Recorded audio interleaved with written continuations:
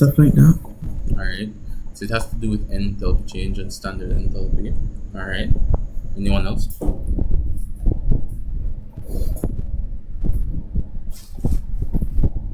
Anybody else? When energetics is said, what comes to mind?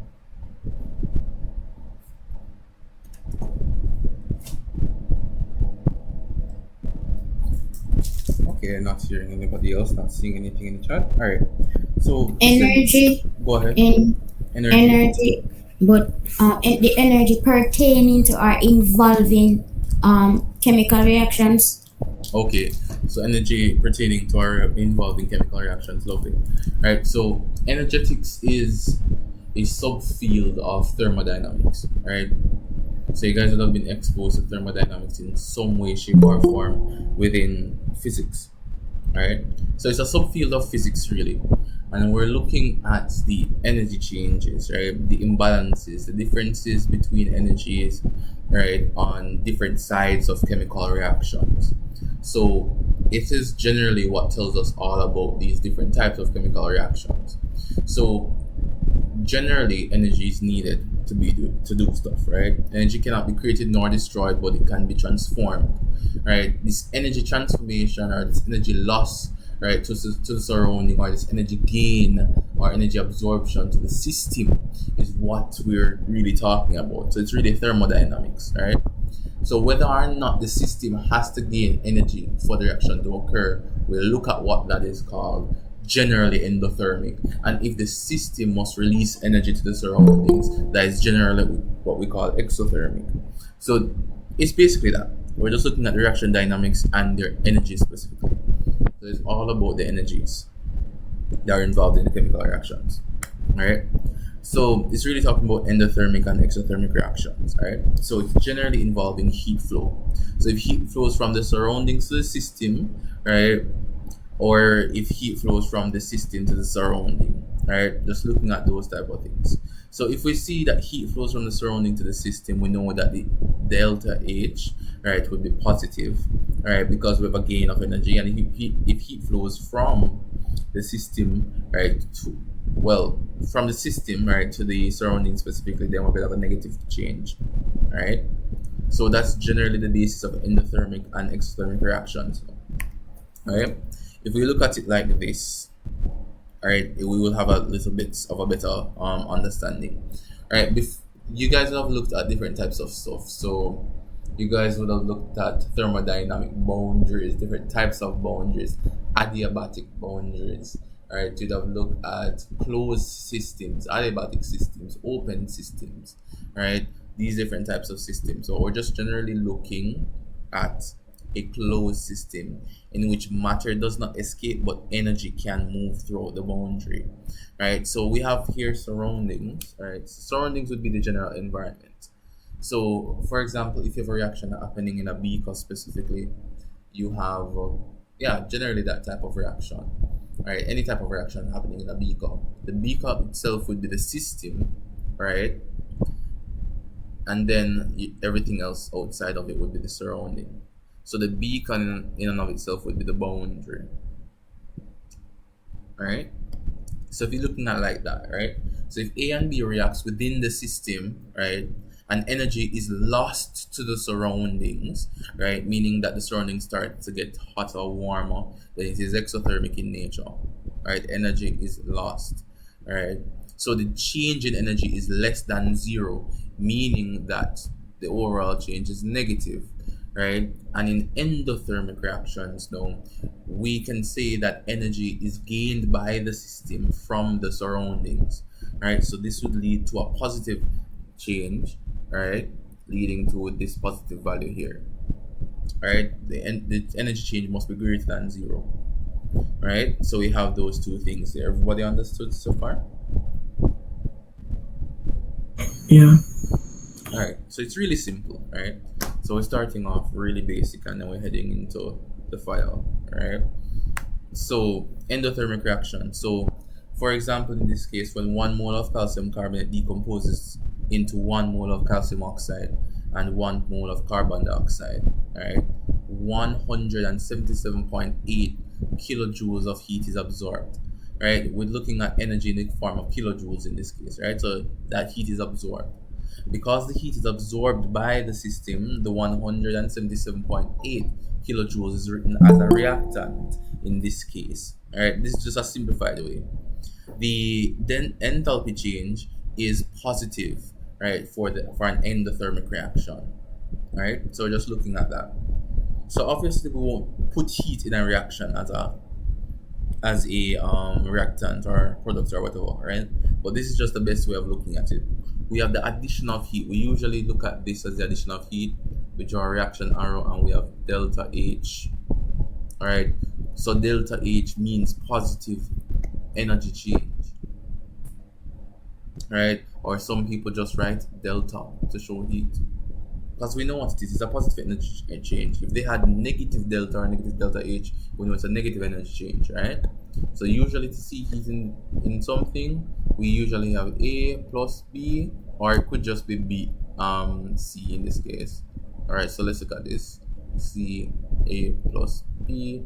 All right, looking at something like this. All right, so let's say that this is positive and this is negative. All right. So just looking at it arbitrarily, all right, because we're going to look at it in terms of bond breakage and bond formation. But just looking at it like that, so one means positive energy change and one means negative energy change. So in this case, we're speaking about calcium carbonate, right? The fact that it has to undergo some amount of heat, it has to absorb some amount of heat in order to decompose into calcium oxide and CO2. Right, and that would give us a positive enthalpy change because it is being absorbed by the system. All right, if we're looking at it from a different perspective. Excuse me, sir. Go ahead. I'm going down to my mother's house to collect my food because I am not cooking. Please do not call on me during this time. Noted. All right. Okay. So exothermic reactions. When methane gas is this is the example. When methane gas is combusted, heat is released, right? So making the reaction exothermic. So specifically, the combustion of 1 mole of methane releases around 890.4 kilojoules of heat energy. So this information can be shown as part of the balance equation in two ways. First, the amount of heat is released can be written as a product on the product side of the reaction, or another way in which delta H information with a negative sign could be provided, right? So we could write it in this way, in which we add this as a part of the products, right? Meaning that it is produced. Or generally within the Caribbean, we write it this way. We write out our reaction, and then we write the enthalpy change here. All right, everyone's following? Yeah. All right. Yes, sir. So we don't tend to write it that way. We tend to write it the way down there. Okay. So even if it's a positive enthalpy change, we tend to write it like that. That's a little bit more neater. It makes more sense. All right. So that is simple. Okay. Those are any questions here. So bond enthalpies now. Looking at bond enthalpies, we know that bonds must, if we're going to be forming different substances, there must be bond breakage and bond formation, right? It is important. So in this case, if we have 2 moles of hydrogen gas reacting with 1 mole of oxygen gas to produce 2 moles of water specifically, right? We're going to have the bonds, the covalent bonds between the hydrogen atoms breaking, as well as the covalent bonds. This should be a double bonded oxygen, so it is shown. All right, so the 2 bonds between the oxygens will be broken as well, and then new oxygen hydrogen bonds will be formed. So the HH and the O2 bonds will be broken, and then the OH bonds will be formed. All right, so these bonds are broken, so they can rearrange themselves to form these. Okay, new bonds form. All right, so if there are any questions, you guys can stop me. Shouldn't be a problem. Okay, so bond breakage is important, bond formation is important. Chemical reactions cannot occur without this fundamentally happening in this way for covalent molecules. All right, for covalent molecules. If they are ionic in nature, we're going to be looking at how we look at types of energies within ionic substances through lattice energy. Right, but specifically in this way, we're looking at covalent compounds in this very fundamental way, right? So bond breakage and bond formation. So the third objective on the energetics in the syllabus would be to scrutinize energy profile diagrams, right? So you guys have seen these in CSET before. Shouldn't be much of an issue. So the potential energy versus the progress of a reaction, right? So we have the reaction progress specifically, right? So what it's basically saying is that throughout the entire process of the reaction, right, there's some amount of energy change, right?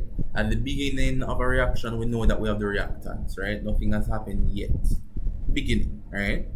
So hope you guys can see my cursor there, right? So let me see if I can do the this, right? So at the beginning of the reaction, we have our reactant. So here we have A and B, right? As A and B become products, right, it has to overcome the activation energy. All right, we're going to be looking at it a little bit more in depth in kinetic theory, in reaction kinetics, right? But it has to overcome the activation energy, right? But after that, specifically, it will actually have, has some positive gain of energy, right? We're gonna have some type of gain of energy here, right, for the product specifically. So hopefully we can see that enthalpy change, right, that we can see right here. So at the beginning of the reaction, the reactants had a certain amount of energy, let's call it A, right? And then at the end of the reaction, the products now formed have a higher energy B, right?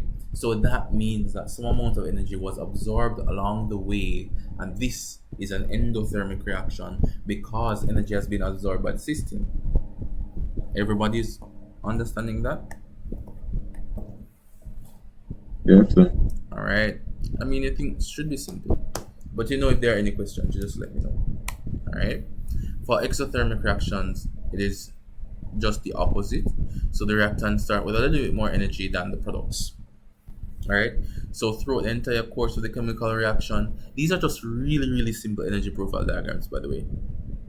At the end of the day, energy profile diagrams can look like your worst nightmare, but the main thing still stands.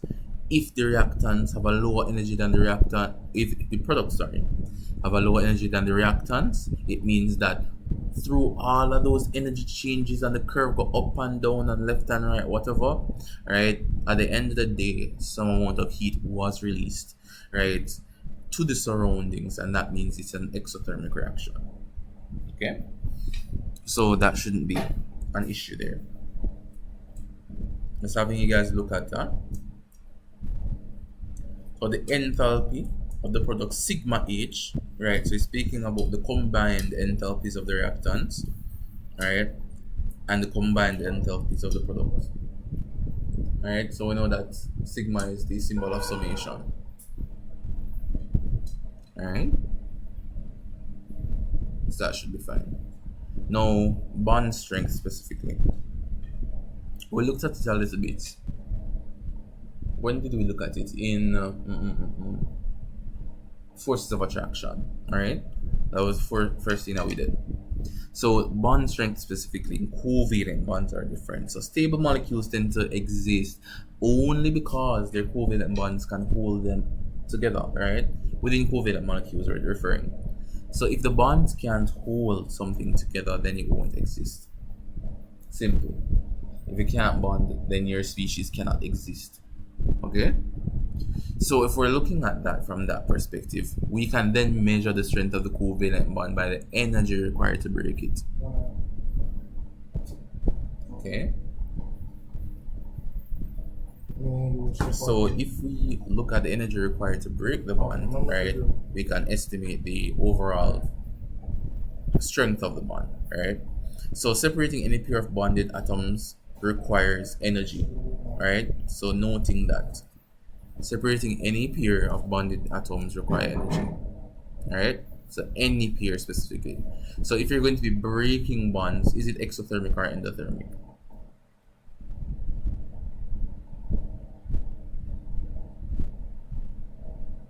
Endothermic. Endothermic, lovely. Right?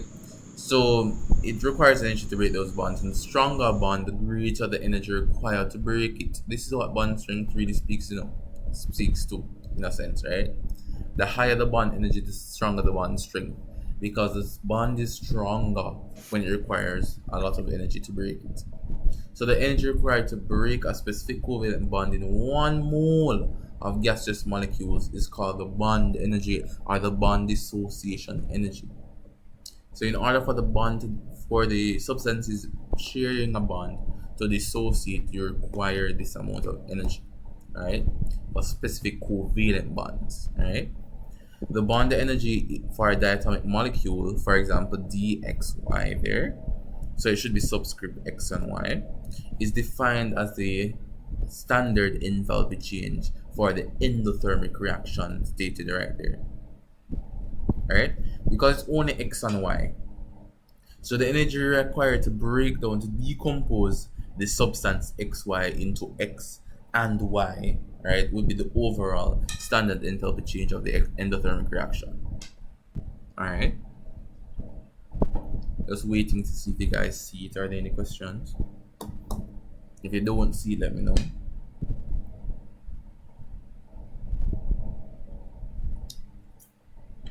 All right. Looks like everybody's seeing it.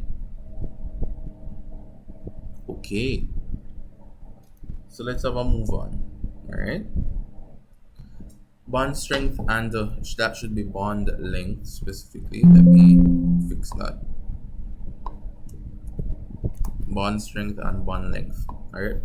So bond strength increases, right? So as the bond strength increases, the atoms in the bond are pulled more tightly together. All right. So what could be an analogy here? There could be a physical analogy, but so if you're looking at it like this, all right. Let me just draw on the screen. I won't use hybridization in this case. All right. So we have two molecules A and B bonded together through that covalent bond, single covalent bond, sigma, right? It's a sigma bond. And we also have A and B species separated like this, sigma bonding as well. If the distance between A and B specifically is smaller, then that would mean that they have a stronger bond strength, right? Or a larger bond strength. If it's larger or longer, or specifically if the bond is longer, right, over a general region, all right, it would be weaker, all right. So if you're looking at it from a perspective of, okay, you guys are unit 1, so I can already use like unit 2 concepts, right? But if you're trying to break the bond, specifically if you're trying to drag, for example, B from A, all right, B and A are much closer, much strongly tied, held tighter. You could think about the electrons being much closer to the nucleus within this specific system than in this system, where it's much easier to just drag B from A. Right? So if you think about holding, for example, a ball in your hand, if you hold a ball in your hand with your hand extended, it's going to be easier to for somebody to just drag that ball away from you. But if you use both hands and hold it to your chest, it would be much harder to drag that ball away from you. So if you think of it like that, bond length itself can explain bond strength, right? But I would have to use probably hybridization or something like that to explain it in a more intricate sense. But generally what we're seeing is that bond length, bond strength, so let me just use BS, is inversely proportional to BL in that case, right? Bond length. So we can find triple bonds to be the stronger ones. So triple bonds are stronger and shorter than double bonds, right? Between the two type of atoms specifically. So if you have a nitrogen double bond, even though that is kind of unstable, it would be weaker than the nitrogen triple bond, right? And the bond strength and bond length can really determine stability of molecules anyways, right? So the triple bonded nitrogen would be more likely than the double bonded nitrogen. Alright, so the shorter the bond is, the stronger it is. So if you look at tables of bond lengths and bond strengths like this, alright, you can notice that the bond energy really increases. So if you have the carbon-carbon double bond, the bond length is 1.54 angstroms, alright, and the bond energy is 345 kilojoules per mole. If you have a double bond now, we'll notice that it's going to be a little bit short of 1.34 angstroms, and it's going to increase in energy exponentially. Alright, so we have 611 kilojoules per mole. Alright, as long as we get that, then these questions shouldn't really be an issue. Are there any questions for those?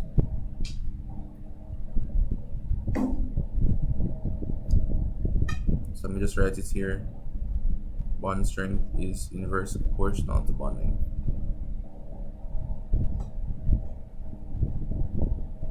So as the length increases, the strength decreases, or the energy, the bond dissociation energy decreases.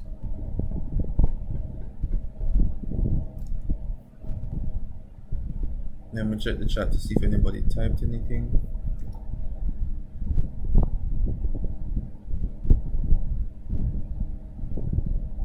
Alright, I'm not seeing anybody asking any questions. Just drop on number 1 in the chat if everything is fine and you're ready to move on. If you have a question, just ask it.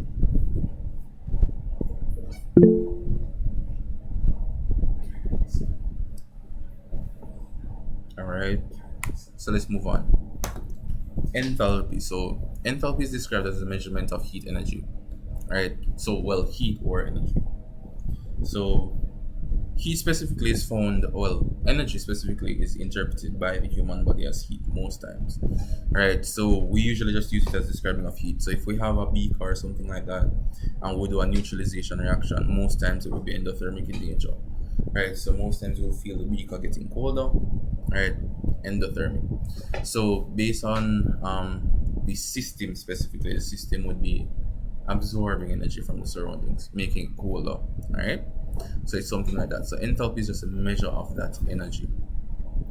Enthalpy is important in different branches of sciences such as engineering and physics and chemistry and material science and all those type of stuff. It helps us really it helps us in real life applications as it relates to general materials, power generation, chemical manufacturing and stuff like that. Alright. So looking at materials specifically, if we have let me not give that example. Alright, if we look at power generation specifically, we look at nuclear fission and fusion reactors and stuff like that in CSEC chemistry, section A of CSEC chemistry, right? Looking at uranium 235. Alright. So within that power generation, it actually releases a lot of heat because bonds aren't really being broken. Electrons are being dissociated from the atom, but we're not going to really talk about that specifically. Let's think about it as things being broken, right? It's going to release a lot of energy, and that energy is going to be absorbed and used because it's really power generation.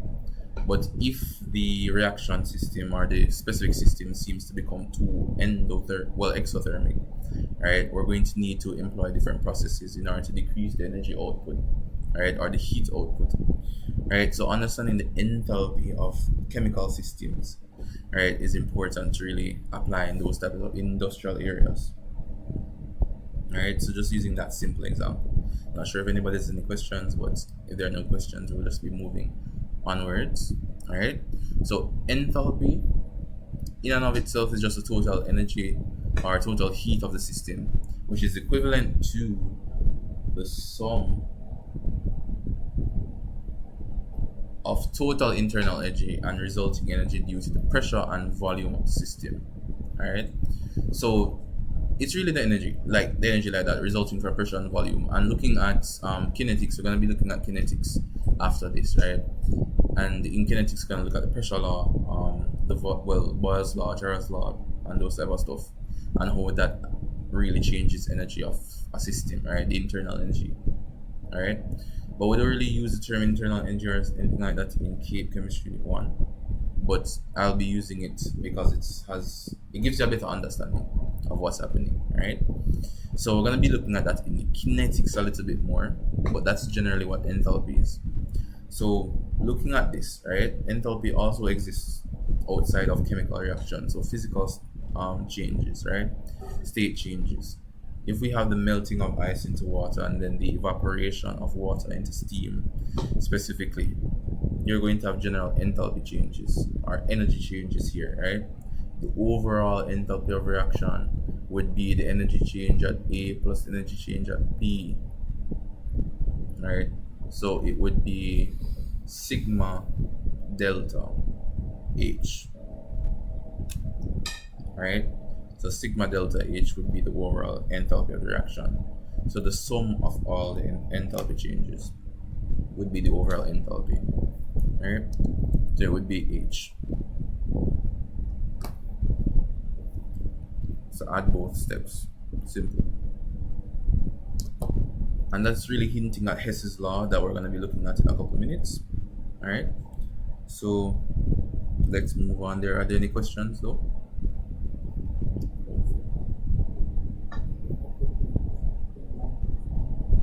None. All right. So enthalpy change specifically now, we looked at the fact that enthalpy is the overall change of energy within a reaction, and enthalpy change is really the amount of energy transferred during a chemical reaction under constant pressure.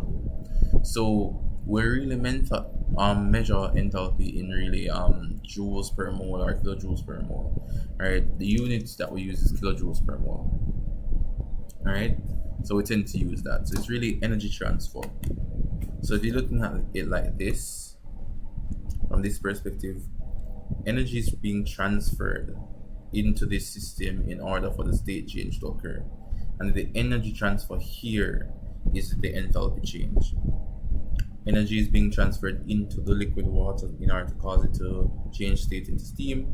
So the energy change here, or the change or the transfer of energy here, is the enthalpy change. And the enthalpy is just a sum of enthalpy changes. Alright? So it's really simple. So these are generally what we know as exothermic and endothermic reactions when talking about overall change or transfer in energy. Alright?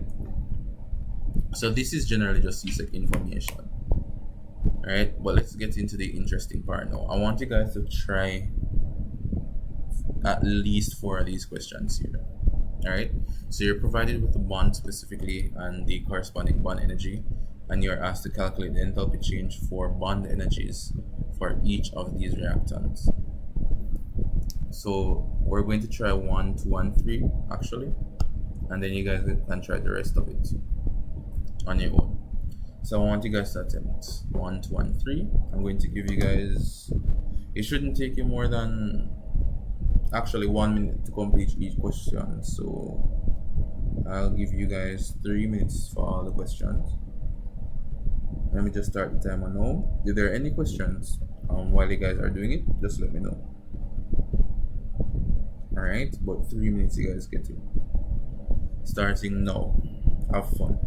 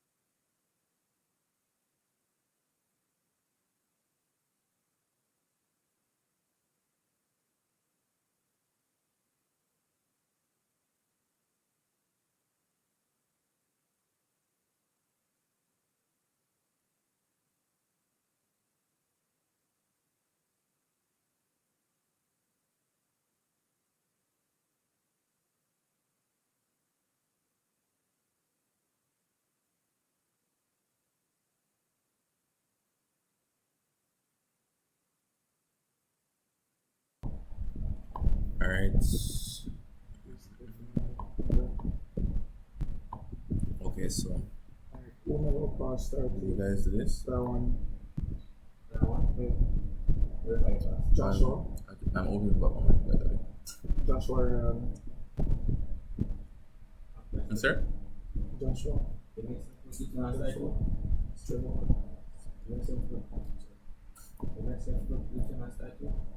Okay, so continuing.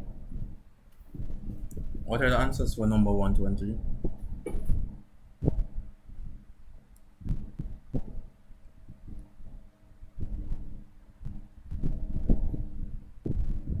Number 1, number 2, number 3. Can you guys hear me? Let me check some. You guys can hear me, right? Alright, so I seen them in the chat. So let me just look at them in the chat.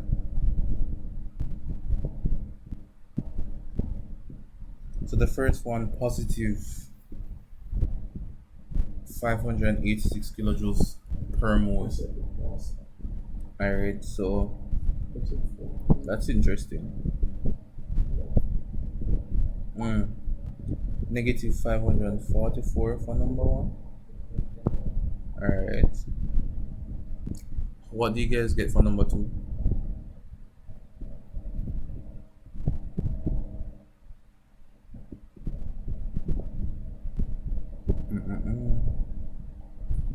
Number 2 and number 3. Let me just see.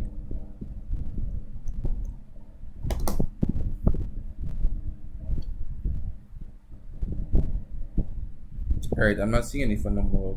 Also, I see plus 44. Alright, so let me try this because I don't think any majority of these answers make sense. Alright, so let's have a look at this. For the first one, we have hydrogen, 1 mole of hydrogen specifically. So let's have a look at that. We have 1 mole of hydrogen there, and we also have 1 mole of fluorine, and they're halogens, right? And we're getting 2 moles of hydrogen fluoride. So these are breaking, these are forming. Bond breaking is endothermic, right? And bond formation is exothermic. Therefore, bond breaking should be negative. Should be positive, and bond formation should be negative, right? So these are positive values. So for the hydrogen, we have 432. For fluorine, we have 154. All right, just looking at that. For the formation of HF bonds, now we have 566. So 566, well, 565 actually. So 565, right? And these are going through bond formation. So if you add these, right, these are negative. So if we, let me just times these by negative 1. Right, so if you have these negative, right, add these, right, what's the next step that you do? How do you get overall enthalpy change? Is it products plus reactants, products minus reactants? What is the thing that we do? How do we find it? Let me know. What is it that you guys did? Products minus reactants, right? So we must have prod minus reactants, right? So we have that there. Okay, so looking at it from that perspective, we just have the bond energy specifically there.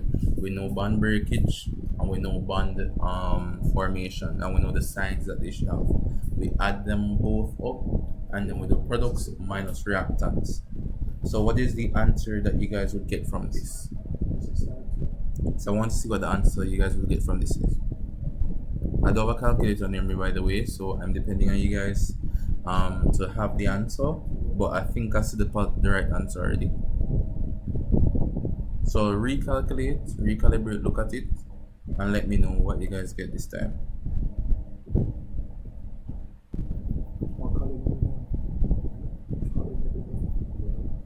Alright, so when you're done, you let me know. I'm going to do that for, that's the same structure that we use for number 2 as well. Alright? So when you go through the entire process, you should get negative 544 kilojoules here. Right? Kilojoules, not kilojoules per, well, I mean, it wouldn't be kilojoules per mole specifically, but kilojoules. Kilojoules is capital J there. Alright? For the second one, it should be negative 824 kilojoules. And for the third one, it should be negative 128 kilojoules. Alright? So if you work using this method specifically, just drawing out the bonds, counting how much is breaking, how much is forming, products minus reactants, you should get the answer. Alright? So if you do that and you don't get the answers provided here, you can just let me know in the WhatsApp group after the session. I'll deal with it there. So I have a question. Go ahead. How do I know when to use the sign? Okay, so bond breaking is okay. So where's so in order to break a chemical bond, let's use hydrogen. Alright, so in order to break a chemical bond, we require energy. Alright, so energy must be absorbed by the system in order to break the bond. This is endothermic in nature, and as we looked at before, endothermic processes, right, are positive, right, and energy is released from bonds. Well, not released from bonds, but energy is released to the surroundings when bonds are formed. Right? So when bonds are formed, we have that general release. It's actually supposed to be negative here. Right? So exothermic reactions are negative. So when we have bonds breaking, we should have a positive charge, and when we have bonds breaking, we should have a negative charge. Or in math, we'll just have the negative sign, I guess. Alright? So that is how we really tell. Okay, so we have some standard, so just let me know if there are any issues with this after the session, right? But as it relates to enthalpies, we have a bunch of different enthalpies to look at. So for example, the enthalpy of reaction, right? Apparently the syllabus wants you to look at around 12 definitions, right? So, and I'm going to add more because the syllabus is deficient, right?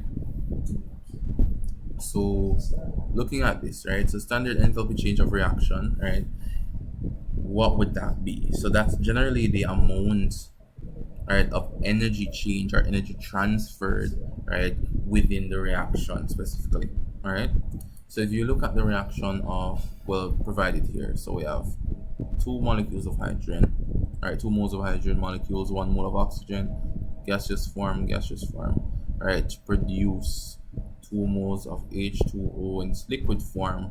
The overall energy change or energy difference is this, right, kilojoules per mole specifically. All right, so it's basically the same thing that we're looking at on this slide. This is generally the overall enthalpy of reaction, right?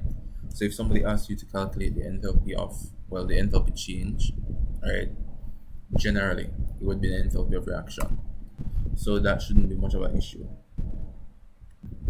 All right, so that's really it for this one.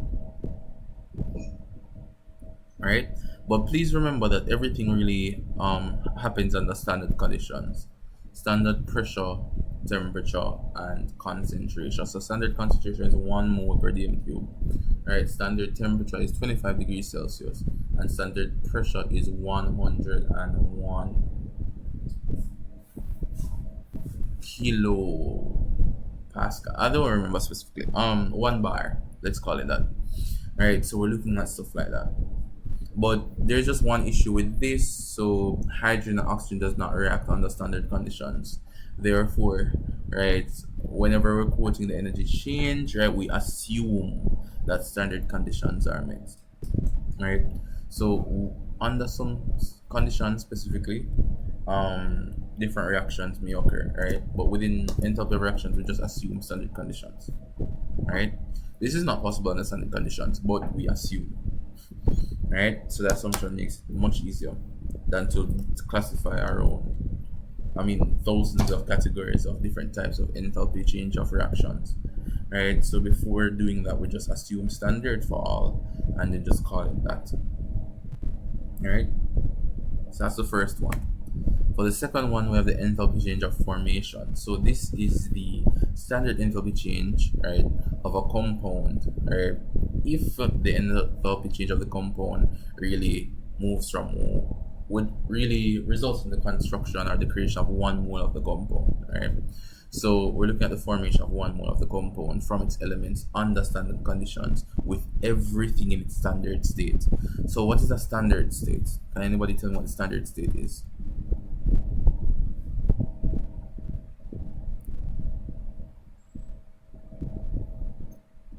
What does standard state mean? 1 mole. Wait, that's concentration. State is solid, liquid, gas, plasma. Alright, so what is standard state?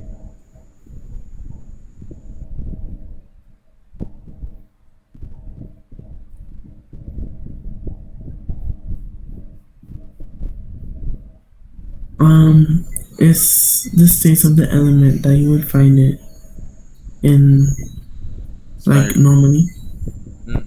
Okay, so using what we have here in chemical, you have to use chemical jargon, right? So looking at it from this standpoint, the standard state would be the state in which you would find that compound or that element specifically under standard conditions, or you could speak about its abundance, right? So how would you normally or abundantly find the different elements? For example, oxygen can be found as liquid.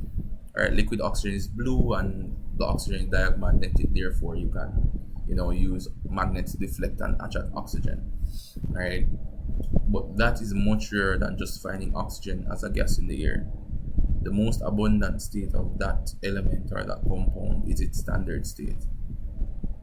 Alright, so it's something like that. Also, at standard conditions, oxygen tends to be a gas.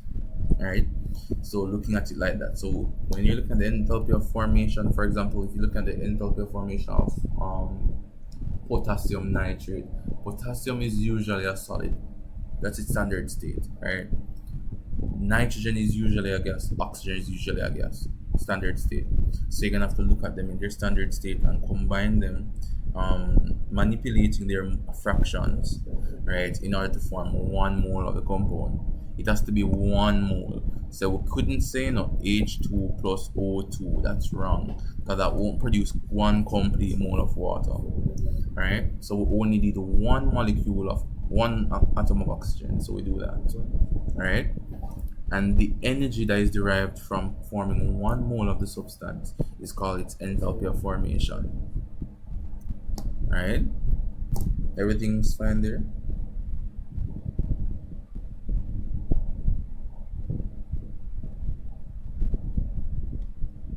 Alright, so let me see. Chat real quick. Okay, so alright. Moving on, the standard enthalpy change of combustion. So it's going to be the same thing. Standard enthalpy change, the overall energy change of a reaction specifically. So these are just different types of reactions. So this speaks specifically to combustion. Combustion is the burning of something completely in air, right? And for this case, we look at complete combustion, right? Under standard conditions. We see under standard conditions, yet temperature will have a little deviation, but as I said, we assume standard conditions and everything is in its standard state, right? So enthalpy change of combustion will always have a negative value, of course, because burning always releases heat. So it's always exothermic, right? So always exothermic in this case. Always negative, right? So looking at this now, 2 examples, water and oxygen, right? So the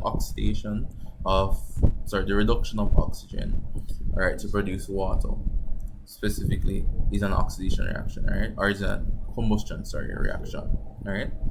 And we also have the combustion of ethane to produce the carbon dioxide and water that it should produce. So just the overall energy here is the enthalpy change of combustion, right? So that is that. Remember, if there are any questions, just stop me. Alright. Enthalpy change of combustion is like that. So let's look at the standard enthalpy change of neutralization. So we know neutralization reaction. So it's standard enthalpy change of neutralization is the enthalpy change when the solution of an acid and an alkali react together under standard conditions, right, to produce 1 mole of water. Right, so acid, alkali, standard conditions, 1 mole of water. Argument done. Alright, so acid, alkali, right, react together to form 1 mole of water. So if your reaction has more than 1 mole of water, it is not the proper reaction. You must produce 1 mole of water. Right? So the food equation is this: sodium hydroxide plus HCl as the simplest example to create sodium chloride and water. What's actually happening is obviously this in the ionic equation, right? So we have the production of 1 mole of water. So the overall energy change in this type of reaction is the enthalpy change of neutralization. Alright, so neutralization reactions.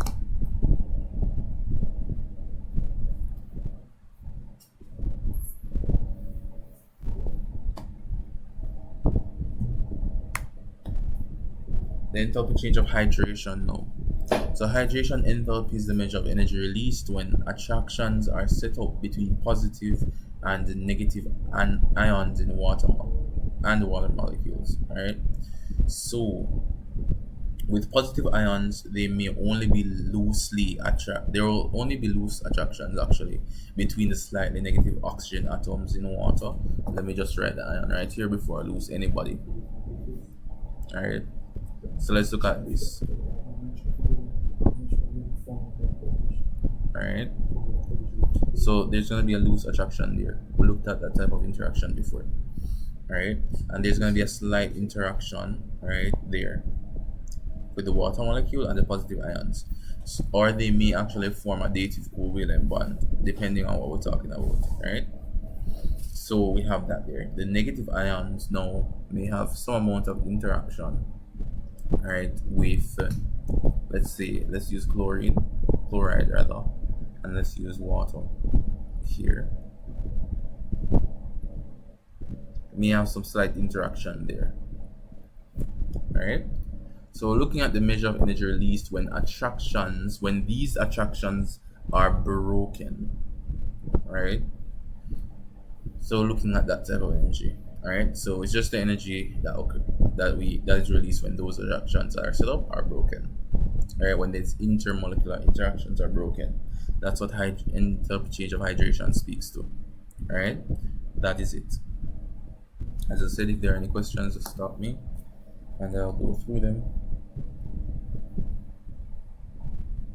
Okay.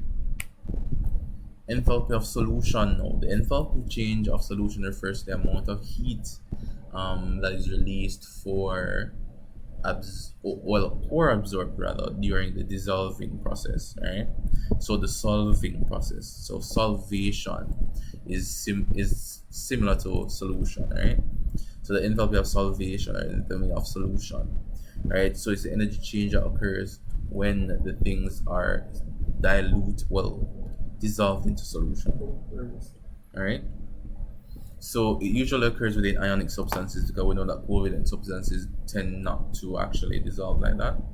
Right? So here we're gonna actually have to look at a lattice energy and the Born-Haber cycle. But we're going to get into that, alright, in the next hour. Alright? And then we'll be done with that. So we're gonna look at this more in depth as it relates to enthalpy of solution. Alright?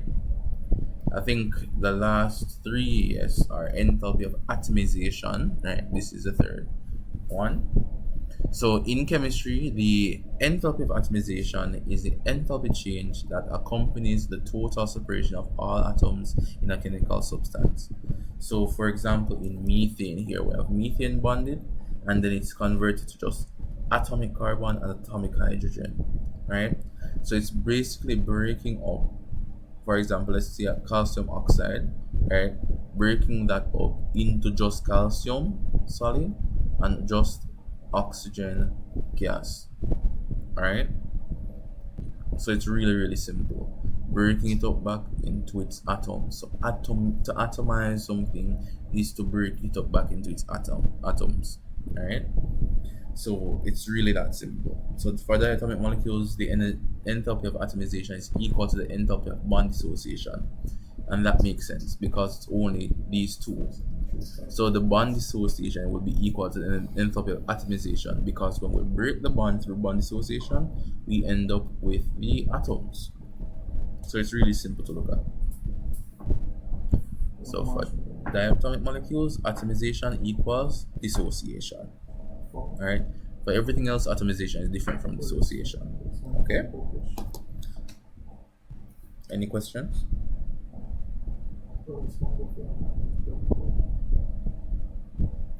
Any questions? Okay. Ionization energy, guys looked at before. So ionization energy in chemistry and physics, right, is the amount of energy required to remove an electron from an isolated atom or molecule. Right? So it's really isolated atom or molecule usually means in its gaseous state. Right? So it's the amount of energy required to move 1 mole of electron from 1 mole of gaseous atoms to provide 1 mole of gaseous ions.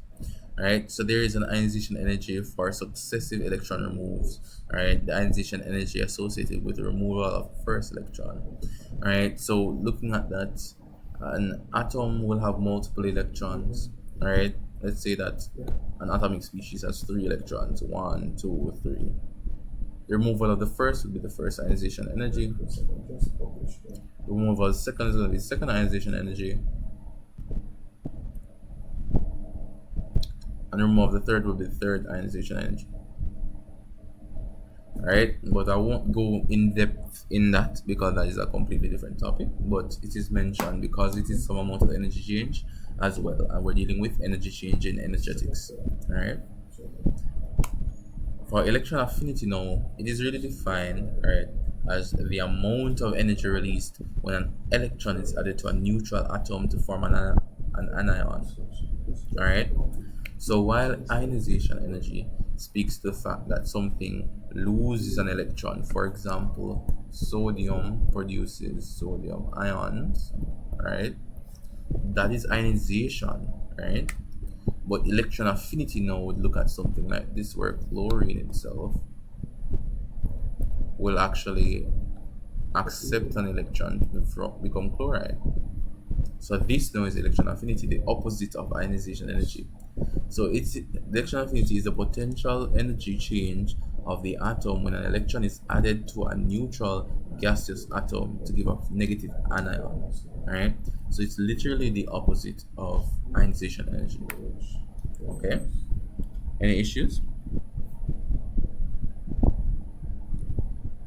So whereas in ionization energy, where we could remove successive electrons, remove the first, second, and third valence electron, just pulling them off, and energy increasing. It's the same thing for electron affinity. We just add electrons and energy is increasing.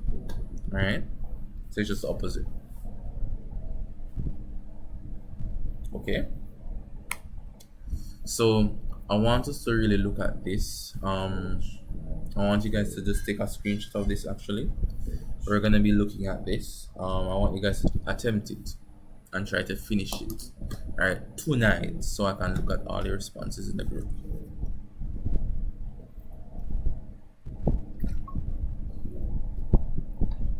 So using that information that we looked at before, I want to calculate the enthalpy for this reaction specifically. Alright, giving the following thermochemical equations. So you're given 3 equations, and from these equations you must derive the enthalpy change of the overall, well, the general equation here. Alright, so I want you to try it, write it down or take a screenshot. Let me know when you guys have taken a screenshot and ready to move on. Let's drop a 1 in the chat if you're ready to move on, please. Let's drop a 1 in the chat if you're ready to move on. Okay, but please take it and try attempting it. You'll need to rearrange, you'll need to scale, you need to do all sort of stuff, all sort of chemical gymnastics to get the answer. Alright, I gave you guys this question because it's not straightforward at all. I mean, it can be straightforward depending on how you look at it. Alright, so that is that. So we're gonna have a go at it. So we're going to head into lattice energy. Alright, So lattice energy is what we're going to be discussing, and we're going to take a break.